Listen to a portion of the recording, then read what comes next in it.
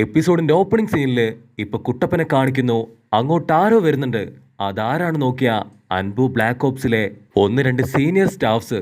അവരാവട്ടെ ഇപ്പൊ കുട്ടപ്പന്റെ അടുത്ത് ആ ഒരു അപ്പാപ്പനെ കുറിച്ചുള്ള ഡീറ്റെയിൽസ് ചോദിക്കാൻ തുടങ്ങും.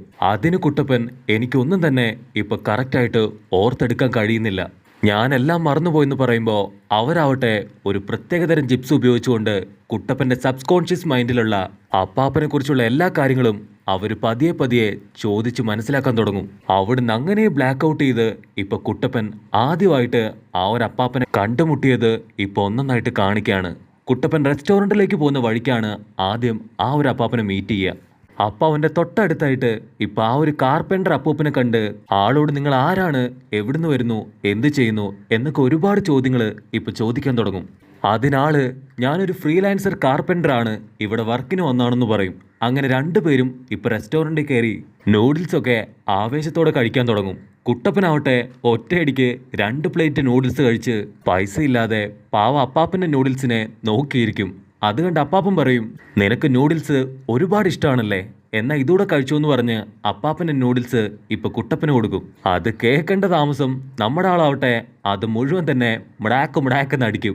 അങ്ങനെ ഇവര് തമ്മില് നോർമൽ ഫ്രണ്ട്ലി ആയിട്ട് സംസാരിച്ച് അന്ന് അവിടുന്ന് കടന്നു പോകും. അതിനുശേഷവും പിന്നീട് ഇടയ്ക്കിടയ്ക്ക് റെസ്റ്റോറൻറ്റിൽ വെച്ച് കുട്ടപ്പൻ അപ്പൂപ്പനെ കണ്ടുമുട്ടിക്കൊണ്ടേയിരുന്നു.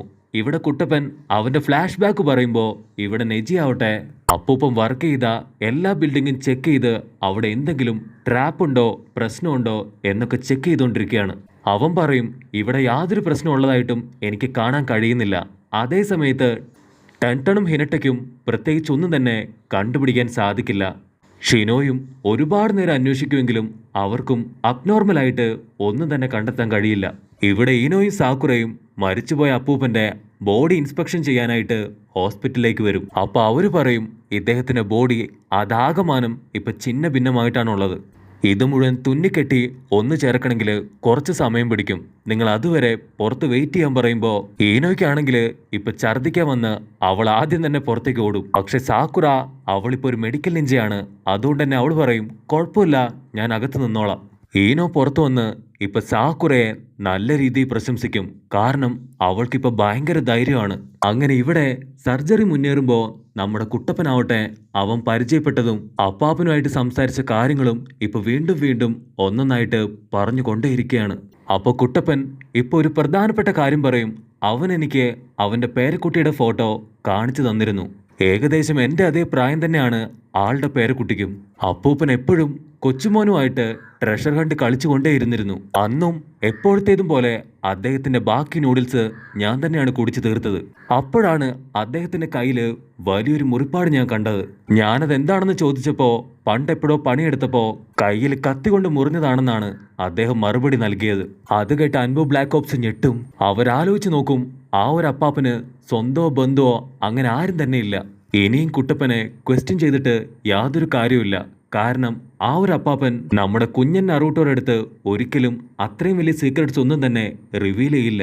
അപ്പൊ അതേ സമയത്ത് ഇപ്പൊ അൻപു ബ്ലാക്ക് ഓപ്സിന്റെ അടുത്തേക്ക് വേറൊരുത്തം വന്നിട്ട് പറയും നിങ്ങളോട് എത്രയും പെട്ടെന്ന് ഹൊക്കാഗെ ചെന്ന് കാണണമെന്ന്. ഇവിടെ നാറ ആവട്ടെ നമ്മുടെ എല്ലാ ആൾക്കാരെയും വിളിച്ചു വരുത്തി എന്തെങ്കിലും ക്ലൂ ആർക്കെങ്കിലും കിട്ടിയോ ചോദിക്കും. അതിനെല്ലാവരും ഇപ്പൊ ഇല്ലാന്ന് പറയുമ്പോ നാറ പറയും ഞാനും ഒരുപാട് അന്വേഷിച്ചു, പക്ഷെ എനിക്കും ഒന്നും തന്നെ കണ്ടെത്താനായിട്ട് കഴിഞ്ഞില്ല. അവൻ ആ പ്ലാനിനു വേണ്ടി മാത്രമാണ് ഗ്രാമത്തിലേക്ക് വന്നതെങ്കിൽ അവൻ കാർപ്പൻറ്ററിന്റെ വേഷം കെട്ടി ഇവിടേക്ക് കടന്നു വരില്ല. അവന്റെ ഉദ്ദേശം അത് മറ്റെന്തോ ആണ്. അതിലെനിക്ക് സ്ട്രൈക്ക് ചെയ്ത മറ്റൊരു കാര്യം, അവൻ ഒരുപാട് റെസ്റ്റോറൻറ്റിൽ പോയിട്ടുണ്ട്, പക്ഷെ അവിടുന്നൊന്നും അവൻ ഫുഡ് കഴിച്ചിട്ടില്ല. അപ്പോൾ ആ സമയത്ത് ഇപ്പൊ അസിസ്റ്റന്റ് ചേച്ചി അവരുടെ അടുത്തേക്ക് വന്ന് എത്രയും പെട്ടെന്ന് നിങ്ങൾ ഹൊക്കാഗെ ചെന്ന് കാണാനായിട്ട് പറയും. ഓഫീസിലെത്തുമ്പോൾ Hokage hidden village of waterfalls ആണ് നമ്മുടെ ശത്രു. അവർ ഓൾറെഡി നമ്മുടെ ഗ്രാമത്തെ നേരിടാനായിട്ട് വലിയൊരു സംഘം തന്നെ ഇപ്പൊ ക്രിയേറ്റ് ചെയ്ത് നിൽക്കുകയാണ്.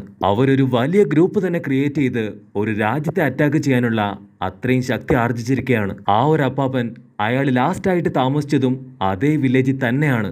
അതുകൊണ്ട് തീർച്ചയായിട്ടും അവർ നമ്മളെ അറ്റാക്ക് ചെയ്യാൻ തന്നെയാണ് ഇപ്പൊ സന്നാഹം ഒരുക്കുന്നത്. അവള് പറയും ഇപ്പൊ ലീഫ് വില്ലേജിലുള്ള ഏറെക്കുറെ എല്ലാ നിഞ്ചാസും നമ്മുടെ ഗേറ്റിന്റെ മുൻപിലുണ്ട്. എന്തെങ്കിലും ഒരു പ്രശ്നം ഉണ്ടായാൽ തീർച്ചയായിട്ടും യുദ്ധം ആരംഭിക്കും. അതുകൊണ്ട് തന്നെ നീയും ഗ്രൂപ്പും ഉടനെ അവിടേക്ക് എത്താൻ പറയും. അതിന് നാറ പറയും ഞാൻ അവിടേക്ക് പോയിട്ട് പ്രത്യേകിച്ച് കാര്യമുണ്ടെന്ന് എനിക്ക് തോന്നുന്നില്ല. ഇവിടെ കുട്ടപ്പനാവട്ടെ ഇൻവെസ്റ്റിഗേഷൻ മുഴുവൻ കഴിഞ്ഞ് ഒന്നും മനസ്സിലാവാതെ അങ്ങനെ നടന്നു വരികയാണ്. അവൻ റെസ്റ്റോറന്റിന്റെ തൊട്ടു മുൻപിൽ നിന്ന് ഇപ്പൊ ചില കാര്യങ്ങൾ ആലോചിക്കാൻ തുടങ്ങും. ആൾ ഒരിക്കലും ഇവിടുന്ന് മുഴുവനായിട്ടും നൂഡിൽസ് കഴിച്ചിട്ടില്ല.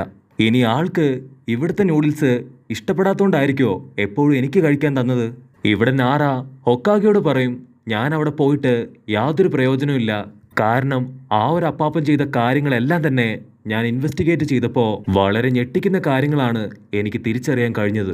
അവൻ പറയും അവൻ ലെഫ്റ്റ് ഹാൻഡ് ആണ്. മാത്രമല്ല അവൻ വെറും ഒരു ആവറേജ് കാർപ്പൻ്റർ ആണ്.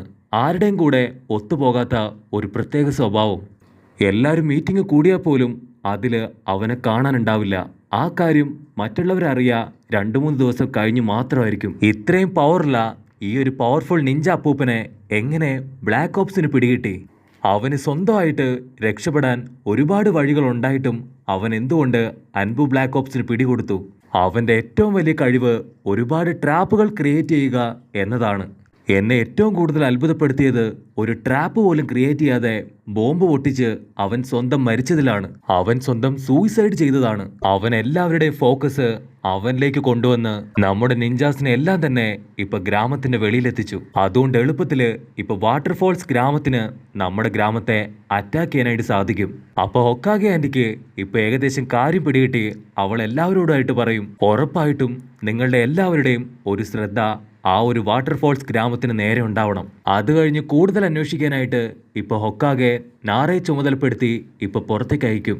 അവൻ കുട്ടപ്പനെയും കൂട്ടി ആ ഒരു സീനിയർ കാർപ്പൻ്ററിന്റെ വീട്ടിൽ പോയി ആ ഒരു കാണാതായ റെക്കമെൻഡേഷൻ ലെറ്റർ അതിപ്പോ എവിടെയുണ്ടെന്ന് പരിശോധിച്ചു കൊണ്ടേയിരിക്കുകയാണ്. പക്ഷെ നാറയുടെ സംശയം കള്ളത്തരം കണ്ടുപിടിച്ചിട്ടും പിന്നെ എന്തിനാണ് ആ ഒരു അപ്പാപ്പൻ ആ ഒരു റെക്കമെൻഡേഷൻ ലെറ്റർ കൂടെ അവിടുന്ന് റിമൂവ് ആക്കിയത്? ഇവിടെ നെജിയും ടീമും ആവട്ടെ ആ ഒരു അപ്പാപ്പൻ ബോംബ് പൊട്ടി മരിച്ച ആ ഒരു സ്ഥലത്തേക്ക് വരും. അപ്പോഴായിരിക്കും നെജി ഒരു കാര്യം ശ്രദ്ധിക്കുക, എല്ലാ വശത്തും ഇപ്പൊ തീ പടർന്നായിട്ട് അവൻ കാണും.